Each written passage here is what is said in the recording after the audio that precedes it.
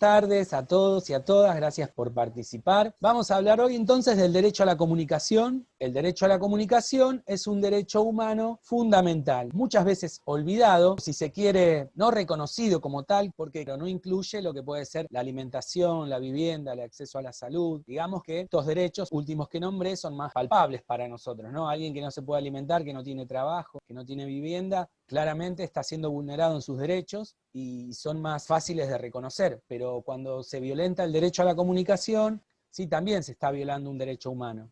¿Qué quiere decir que es un derecho humano, antes que nada, ¿no? Un derecho humano quiere decir que lo tenemos todos y todas por el simple hecho de nacer. Ya al nacer, nosotros, como tenemos derecho a una identidad, ¿no? O sea, a un nombre, a una nacionalidad, a saber nuestros orígenes, también tenemos derecho, bueno, a acceso a la salud, a una educación, ¿sí? A determinadas cuestiones que hacen al individuo. También tenemos derecho a la comunicación por el simple hecho de nacer. ¿Sí? Esto es así en las sociedades, digamos, democráticas desde el año 1948. Este derecho, ¿sí?, incluye otros, articula y engloba otros derechos relacionados, como son el acceso a la información pública. Otro derecho que incluye el derecho a la comunicación es la libertad de expresión. Esto por ahí sí es más cercano a nosotros, ¿no? Que tiene que ver con que cada uno puede decir lo que piense, ¿sí?, lo que sienta, y nadie tiene derecho a negarle la palabra. Yo me puedo parar en una esquina con un megáfono y mientras no viole algunas normas, como puede ser la seguridad nacional, por ejemplo, ¿sí?, puedo expresarme a favor o en contra de quien considere. ¿Bien? Libertad de expresión, de pensamiento, libertad de culto. Después tenemos la libertad de prensa, que es publicar nuestras ideas libremente, ¿sí?, por la prensa, es decir, y también garantiza el trabajo del periodismo, ¿no? La protección de la fuente, de que no haya censura previa. Los periodistas puedan trabajar con libertad, ¿sí? No recibir tampoco palos ni bala de goma en alguna manifestación o ante la cobertura de algún tipo de evento social, ¿sí? Esto ocurre. Bien, libertad de culto entonces tiene que ver con profesar una creencia, ¿sí?, libremente, nadie me puede decir a mí en lo que yo puedo o no creer. También como pensamos, en función de temas de debate público que veníamos charlando. En fin, el derecho a la comunicación entonces es un derecho de doble vía. ¿Qué quiere decir esto? Que yo tengo tanto derecho a recibir como a enviar información, ¿sí? Y cuando hay censura por parte de un Estado, de algún otro poder, o de una empresa, o quien sea, no solamente se cercena, se anula el derecho mío a recibir información, sino también al de expresarse al medio al cual se haya censurado, ¿no? Entonces, por eso se dice que es de doble vía, porque los ciudadanos tenemos derecho a emitir información libremente, pero también a recibir. Entonces, si por ejemplo yo estoy acostumbrado a escuchar una radio y por algún motivo esa radio recibe presiones y deja de transmitir determinada programación, no solo se viola el derecho de ese emisor o de esa empresa periodística, sino también se viola el derecho de los ciudadanos a informarse por ese medio. Entonces, lo que vamos a ver como derecho a la comunicación es un conjunto de derechos, garantizados en nuestra Constitución y en tratados internacionales. No es algo nuevo, moderno, que surge con Internet, ¿no? Tiene que ver con el funcionamiento de la prensa. Como decíamos, Internet implica el acceso y la participación, ¿no?, en la construcción del conocimiento. Es muy importante para nosotros, por ejemplo, poder tener conectividad hoy, si no, no estaríamos pudiendo ni trabajar, ¿sí?, ni estudiar. Entonces, por eso los estados también empiezan a legislar, ¿no? Hace poco acá el presidente sacó un decreto en el que nombran a los servicios de telefonía e internet como servicios públicos, ¿sí? ¿Qué quiere decir que son servicios públicos? Que, bueno, deben garantizar cierto acceso, una tarifa base, plana, económica dentro de todo, como para que todos puedan tener acceso a ella, ¿no? Y el Estado empieza a regular el precio, como puede ser la luz, el gas, el agua, ¿sí? Pero tiene que ver con esto, por la importancia que tiene hoy Internet como acceso a la información y al conocimiento. Vamos a ver que este derecho humano es fundamental y garante del desarrollo de la vida democrática. ¿Por qué decimos que es fundamental y es garante, es decir, funciona como garantía del desarrollo de la vida democrática? Imagínense si vivimos en una sociedad en la que no podemos informarnos libremente ni expresar nuestras ideas, ¿sí?, ni nuestros pensamientos. estaríamos lejos de vivir en una democracia, ¿no? Sería otra cosa. Bien, dictadura, tiranía, llamémosle como quieran, pero no sería una democracia, ¿bien?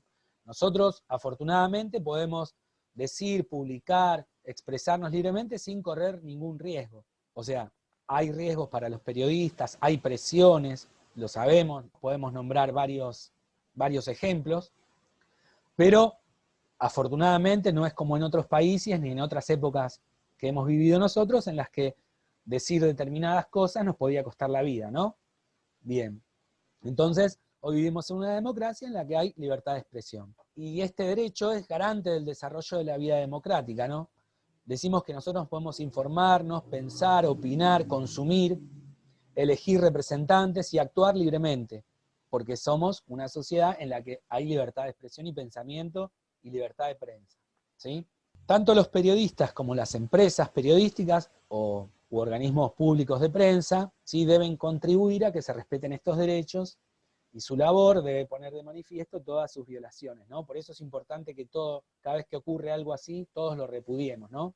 Entonces, el periodismo y la actividad de prensa es vital para la sociedad, es un servicio público a los ciudadanos y no puede, en teoría, o no debería estar sometido a intereses políticos o económicos particulares.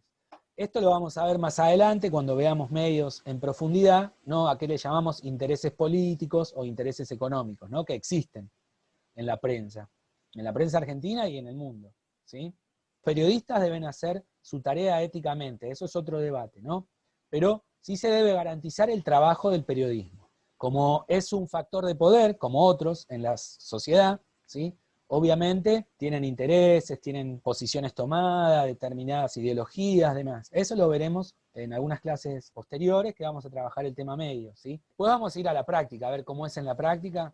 Sí, bueno, difiere de todo esto. Como todo, lamentablemente, ¿no? Si uno lee las constituciones, la legislación de todo, muy lindo todo, perfecto, deberíamos tener todo acceso a la salud, a una casa, ¿no?, al trabajo, a un montón de cosas que lamentablemente no se cumplen. Vamos a ver algunos ejemplos de dónde está legislado esto, ¿sí?, a dónde está consagrado como una ley a respetar. Yo les puse acá, a modo de ejemplo, algunos artículos de distintas convenciones y de la Constitución, ¿sí? El artículo 19 de la Declaración Universal de Derechos Humanos, artículo 13, Convención Americana sobre Derechos Humanos, más o menos va en la misma línea, ¿no? Buscar y recibir información, no solamente difundir, acuérdense. También habla de la censura previa, ¿no? Censura previa es, bien, no podés hablar de este tema. En la práctica a veces lamentablemente ocurre, ¿no? Hay empresarios y políticos que llaman a los medios de comunicación y dicen, mirá, tal tema no puede salir, tal tema no hables, mirá, vos sabés que yo pongo plata en tu empresa, si vos hablás de mí, se corta, ¿no? Eso tiene que ver con lo que es la propaganda, o la pauta oficial, la publicidad y demás, ¿no? Esto ocurre, ha ocurrido siempre, lamentablemente. Después le dejé el artículo 14 de la Constitución Nacional, que habla de, bueno, peticionar a las autoridades, esto es libertad de expresión, libertad de, ¿no?, de pensamiento, a manifestarse, publicar sus ideas por la prensa sin censura previa, ¿no?, profesar libremente su culto, en fin. Hay muchos más, ¿sí? Y ahora vamos a lo importante, las consignas. ¿De qué se trata el derecho a la comunicación? Es la primera. ¿Por qué piensan que este derecho es visto como el garante del desarrollo de la vida democrática? ¿Podría haber democracia si no se respetara? ¿A qué nos referimos con libertad de expresión? ¿Cuándo crees que se suprime este derecho? Obviamente en una dictadura, en un estado totalitario, no hay mucha libertad de expresión, sí, pero no solamente en esas circunstancias extremas. La otra consigna, la última, dar un ejemplo de violación a la libertad de prensa o expresión por parte de los estados, medios de comunicación o cualquier otro grupo de poder. Muchas veces los periodistas no pueden contar o callan o tergiversan también por algún tipo de presión. Esto, vuelvo a repetir, lo vamos a ver más en profundidad cuando veamos medios, ya a partir de la clase que viene, pero bueno, como para ir anticipándonos, ¿sí? Bueno, la idea es que entreguen esto la semana que viene, el 27. Y bueno, cualquier duda me consultan.